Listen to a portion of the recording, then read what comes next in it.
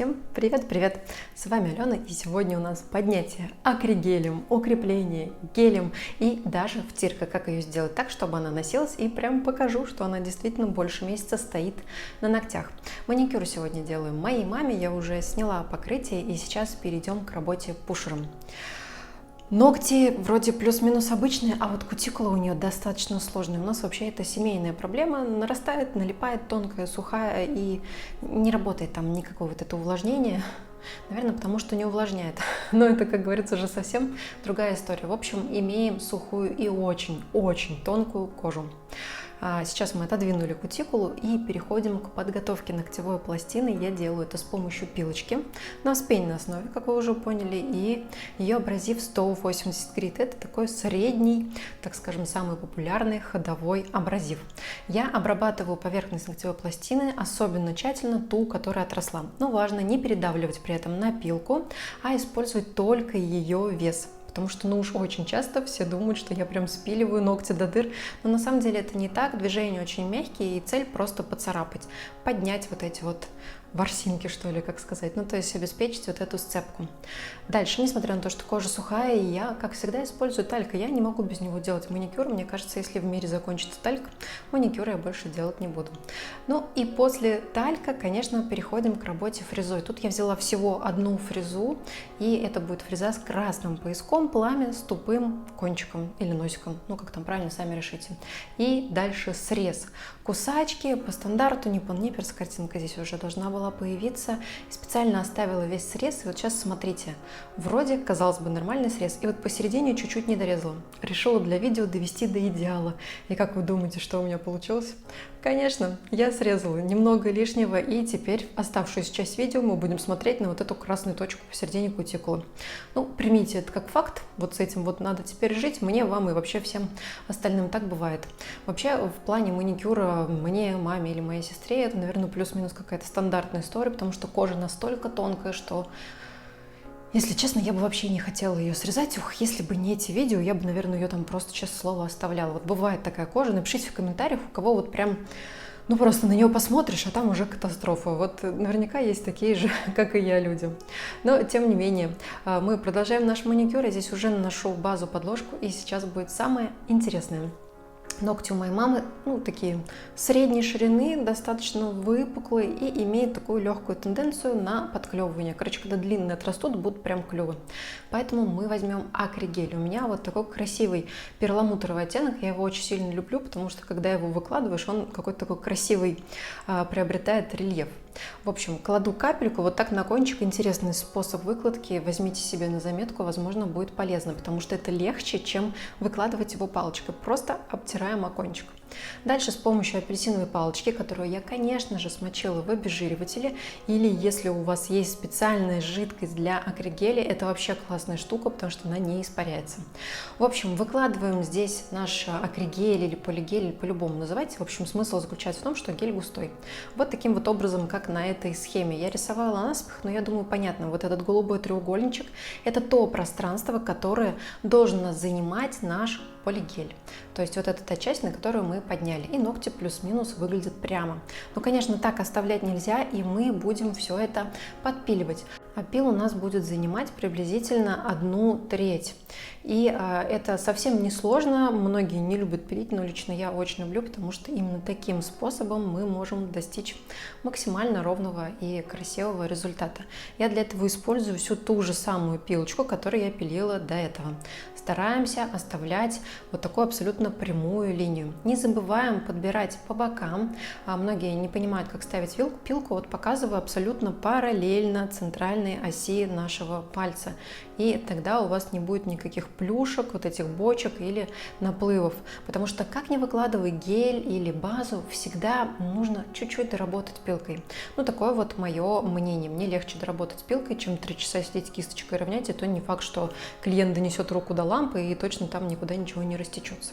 А сейчас я уже опиливаю свободный край. У нас будет форма овал. Мама очень любит, на самом деле, овальные ногти. Хотя иногда бывали у нее и скво, и квадратные. Короче, всякое бывало, да? Какие только формы мы не делали. А в торец, смотрите, очень некрасиво, выглядит прям толсто. Но здесь расстраиваться не надо, а нужно взять маленькую фрезу-малышку, в моем случае, вот такая, и ей просто выпилить. Главное, чтобы рука не дрогнула, потому что это может дорого вам стоить. Клиенту совсем не понравится, если фреза куда-нибудь не туда улетит. Но когда ты привык работать такой фрезой, когда у тебя уже твердая рука, то, конечно, все будет хорошо. Теперь, когда наш ноготь опилен, можно на него посмотреть. Вот так вот он выглядит. Сейчас я вам обвела ту часть, на которой у нас есть акригель. И дальше нам необходимо будет достроить недостающую архитектуру с помощью геля. Я взяла вот такой гель от Именьки. Он чуть-чуть с розоватым оттенком, но по сути он практически прозрачный. Этот гель один из моих любимых. Сейчас на видео будет видно, как он себя ведет. Потому что он не густой, он достаточно жидкий, но при этом он абсолютно не течет. Такие гели называются тексотропные.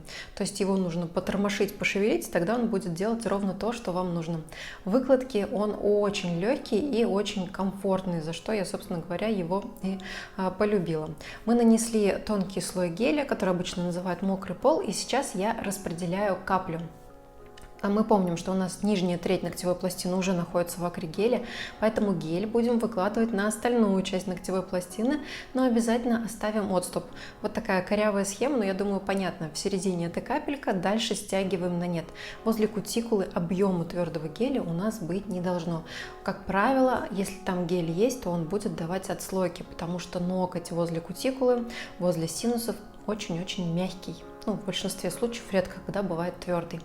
В общем, здесь с помощью кисточки мы все стянули на нет, разгладили, проверили с помощью лампы на блике, либо, как у меня, допустим, у меня, по-моему, стоит там кольцевая лампа. Нет, у меня стоит лампа от вытяжки Фобланк и еще бестеневая лампа Leclerc. В общем, у меня там много всего стоит, но даже если у вас нет круглых ламп, не обязательно всматриваться прямо в блики, можно просто посмотреть сбоку таким образом, чтобы вы понимали, что ноготь плюс-минус прямой, потому что сейчас вот эти круглые блики, которые делали раньше, не являются популярными. Вот сбоку мы посмотрели, мы видим на кончике небольшой наплыв. Это ничего страшного, я не буду его сейчас выравнивать, а просушу гель буквально секунд 10. Этот гель поджимается быстро, и буду использовать специальные тонкогубцы, которыми подожму ноготочек для того, чтобы он смотрелся более изящным. Смотрим сбоку и снова видим небольшой наплывчик, и надо подобрать боковую стенку. Я снимаю липкий слой с помощью обезжиривателя специального, смотрю на ноготочек, оцениваю масштаб бедствия, и пару взмахов пилкой решат все мои вопросы. Как видите, здесь опил снова происходит со стороны свободного края. Опять абсолютно по той же схеме. Да, я пилю 2 раза, мне так нравится, мне так удобно, можете пилить 1 раз. Я показываю, как работаю я. В конце концов, это истиной в последней инстанции не является, просто это мои способы и мои методы. Также я завожу пилочку под ноготь для того, чтобы подобрать там провисающие стенки, если они где-то есть, и убрать, конечно же, лишнюю толщину, которая могла образоваться в тот момент, когда я добавляла объем гелем. Если завести наш полигель чуть-чуть выше и где-то до середины, то тогда можно было бы обойтись какой-нибудь средней жесткой базой. Вот той же самой Именька, которую я достаточно часто использую, тоже можно было обойтись. Но для меня гель в данной ситуации намного был комфортнее в работе. Вот так вот мы смотрим сбоку, видим, что у нас в торце все еще есть толщина. Это случилось после того, как я делала повторный опил. И сейчас я снова пройдусь фрезой, потому что мне так не нравится, хотя мама просила оставить потолще. Ну, она вот любит, когда потолще, чтобы точно держалась, ничего не царапалось и нигде не цеплялась. Но я ее уговорила на то, чтобы допилить ногти изнутри. Ну и, как ни странно, она все-таки ко мне прислушивается, потому что в ногтях эксперт я, а не она. И это нормально. Кстати, вообще не бойтесь говорить своим клиентам, как будет лучше, потому что действительно вам, возможно, виднее, просто ввиду вашего ногтевого опыта.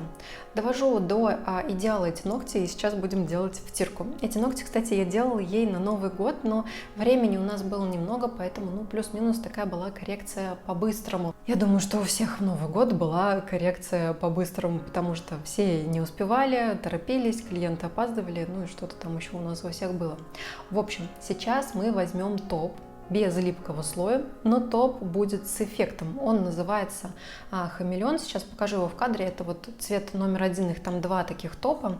И он имеет такой, казалось бы, странный цвет. На самом деле, потому что его на темные оттенки надо наносить, а мы нанесли просто фактически на прозрачку. И он будет слегка желтить. Это многим может не понравиться, ну, в принципе, это нормально, ничего красивого в желтых таких болезненных ногтях нет, но я наношу этот топ не просто так. Дальше на него отлично ляжет втирка. Может быть, видели, сейчас многие втирают на кошку, делают сверху втирку, но это нужно нанести кошачий глаз, потом перекрыть топом. В общем, это какое-то большое количество манипуляций. Я же обошлась просто одним слоем топа хамелеон, чуть-чуть выравнивающий слой просушила и взяла втирку. Втирка обычная СВБ называется русалка, аврора, то есть по любому такому запросу можно ее найти. Ну и на Озоне, наверное, тоже есть наверняка, просто я обычно на ВБ заказываю. И вот так красиво это у вас будет выглядеть. То есть если присмотреться, в глубине остаются блесточки от вашего топа, никакой желтизны уже у нас не просматривается. На этот топ все втирается и носится точно отлично, и результат через месяц уже прям с минуты на минуту будет в конце видео.